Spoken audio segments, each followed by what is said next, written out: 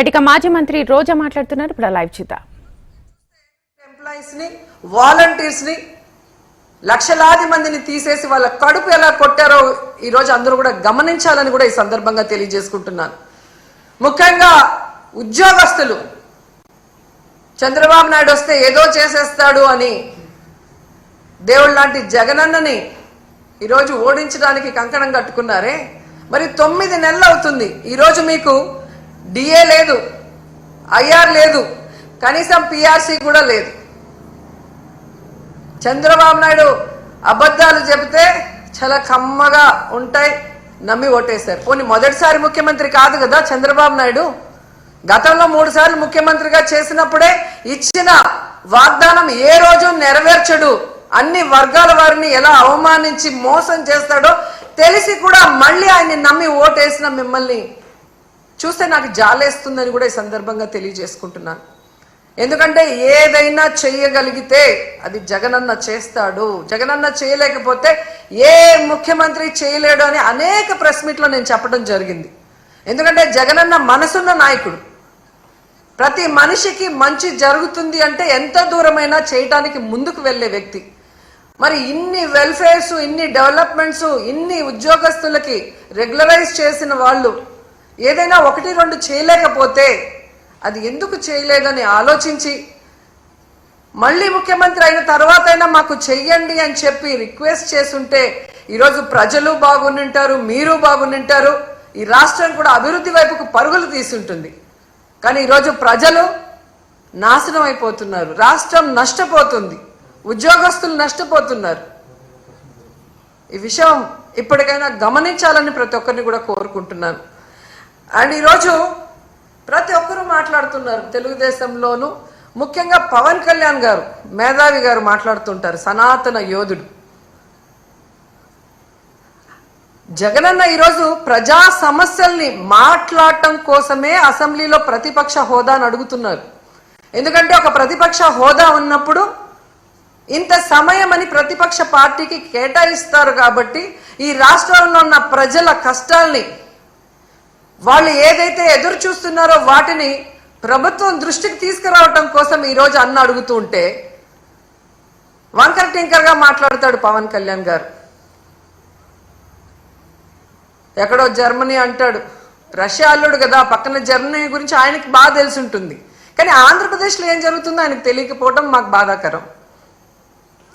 నేను highest seats గెలుచుకున్నాను కాబట్టి అసలు ప్రతిపక్ష హోదా నాకుండాలి అన్నాడు. సంతోషం, నువ్వు ప్రతిపక్ష నాయకుడిగా ఉండి చంద్రబాబు నాయుడు చేసే తప్పుల్ని నిలదీస్తాను, ప్రజల పక్షాన ఉండి పోరాటం చేస్తాను అంటే వెంటనే మీ డిప్యూటీ సీఎం పోస్టుకి రాజీనామా చేసి ప్రతిపక్ష హోదా తీసుకొని ఎదురుగా కూర్చొని ఆయన చేసే తప్పుల్ని ఎత్తి చూపించండి.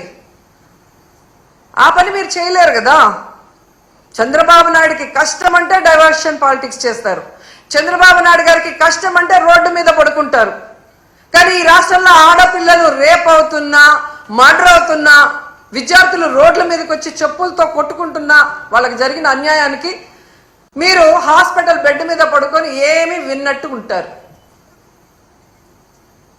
ఎన్నికల ముందు మీ స్పీచ్లో ఆవేశంగా మీరు చెప్తుంటే నిజమని నమ్మిన వాళ్ళు ఈరోజు వాళ్ళ చెప్పులతో వాళ్ళు కొట్టుకుంటుంటే అయినా మీకు అర్థమవుతుందంటే అది కూడా అర్థం కాకుండా మళ్ళీ జగనన్నను బ్లేమ్ చేస్తున్నారు. మీకు నిద్రపోయినా, మెలుకున్నా, అసెంబ్లీకి వచ్చినా, బయటికి వెళ్ళినా ఎప్పుడు జగన్ జగన్ జగన్, జగన్ని ఎలా తిట్టాలి, జగన్ మీద ఎలా దుమ్మెత్తిపోయాలన్న ఆలోచన తప్ప మరొకటి లేదా? 9 నెలలైంది మీరు అధికారంలోకి వచ్చి. మెజారిటీ సీట్లు మీకున్నాయని గొప్పగా చెప్పుకుంటున్నప్పుడు 11 సీట్లను ఎక్కిరించే మీరు 11 సీట్లున్న జగనన్నకి ప్రతిపక్ష హోదా ఇవ్వడానికి ఎందుకు భయపడుతున్నారు? ఒకవేళ మీరు గవర్నర్ స్పీచ్ లో చెప్పినట్టు గత ప్రభుత్వంలో జగన్ గారే తప్పులు చేయడం వల్ల నష్టపోయి ఉంటే ఆయన ప్రతిపక్ష హోదా ఇస్తే అసెంబ్లీకి వస్తారు కదా, అప్పుడు నిలదీయండి, ప్రూఫ్లు చూపించండి. అంటే మీ పచ్చ మీడియాలో మీరు మాట్లాడే మాటలంతా కూడా అబద్ధాలు, కేవలం జగన్ని బ్యాడ్ గా చూపించడానికి మీరు ప్రయత్నం చేశారు. అదే అసెంబ్లీలో అయితే ప్రూఫ్లతో కూడా చూపించాలి, అక్కడ జగన్ ఎంత మంచివాడు, ఈ రాష్ట్రాన్ని ఎంత అభివృద్ధి చేశాడు, ఈ రాష్ట్ర ప్రజలకు ఎంత వెల్ఫేర్ చేశాడు, ఎంత డెవలప్మెంట్ చేశాడో చెప్పాల్సి వస్తుంది. కాబట్టే ఈ రోజు మీరు ఆయనకు ప్రతిపక్ష హోదా ఇవ్వటానికి నిరాకరిస్తూ మేకపోతు గాంభీర్యాన్ని ప్రదర్శిస్తున్నారు అనటంలో ఎటువంటి సందేహం లేదని కూడా ఈ సందర్భంగా తెలియజేసుకుంటున్నా. ఎందుకు ఇంత గంటాపరంగా నేను చెప్తున్నానంటే, ప్రభుత్వం చేసే అవినీతిని ఎత్తి చూపించే PAC, పబ్లిక్ అకౌంట్స్ కమిటీ, ఈ దేశంలో ఏ రాష్ట్రంలో అయినా ప్రతిపక్ష ఎమ్మెల్యేకే ఆ పోస్ట్ ఇస్తారు, PACని. అలాంటి పోస్ట్ కూడా ప్రతిపక్ష ఎమ్మెల్యేకి ఇవ్వకుండా దొంగదారిన మీ ఎమ్మెల్యేకి మీరు ఇచ్చుకున్నారు అంటే మీ అవినీతి ఎంత పెద్ద ఎత్తున జరిగింది. అది బయట రాకుండా ఉండటం కోసం దొంగదారిలో మీ ఎమ్మెల్యేని PAC